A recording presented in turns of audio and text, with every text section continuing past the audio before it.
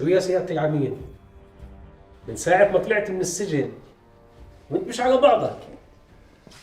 حاسك يعني زعلان على رجوعي يابا. إذا بدك بنزل بسلم حالي على أقرب حاجز. والله يابا قد ما فرحت بعودتك قد ما تفاجأت. اسمك مرفوض من قبل الجانب الإسرائيلي، وتنساش كمان اسمك من الأسماء الملطخة إيديهم بالدماء حسب ادعاهم، وهذا الاشي خوفني. والله يابا أنا مثلك متفاجئ، حتى أنا بلغوني إني طالع بآخر وقت، بس برضو يعني مش معقول بلال والشباب ينسوني بالصفقة.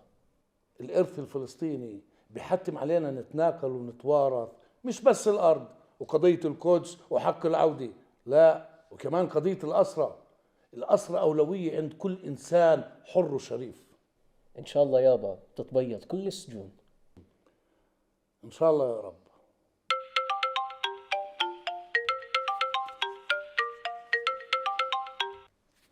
ألو، شو؟ طيب يلا مع السلامة. اسمع يا جهاد، بيعتقلوا بالأسرى اللي أطلق سراحهم اليوم. بسرعة اتخبى يابا بسرعة. بس الله يرضى يابا. عليك يا حبيبي، روح بعدين نحكي. في بالك على حالك بقى.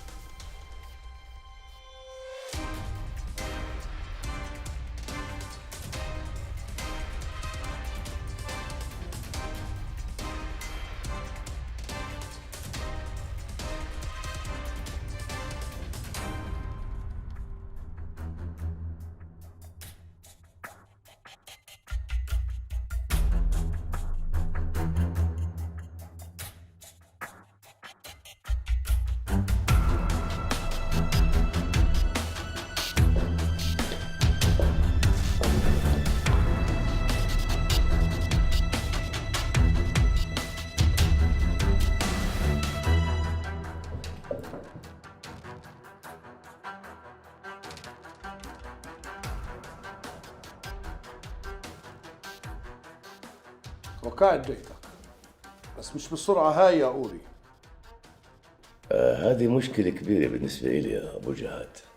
تعرف حبيبي، أنا لما بديت خدمتي في جيش الدفاع حطيت في راسي قاعدة بتقول: اعمل اللي ما بيتوقعوا منك عدوك، بس إنك تتوقع هذا خطر كبير بياخدني للتفكير لمكان بعيد. حبيبي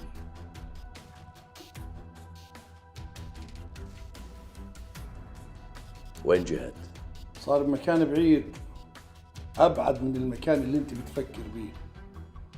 تتحداني أبو جهاد؟ تتحداني؟ بس أنت بتعرف منيح شو أنا بقدر أعمل. بعرف وشفت وسمعت أوسخ وأحقر من هيك ما مر علي. لا تشد على حالك أبو جهاد، لا تغتر بنفسك حبيبي.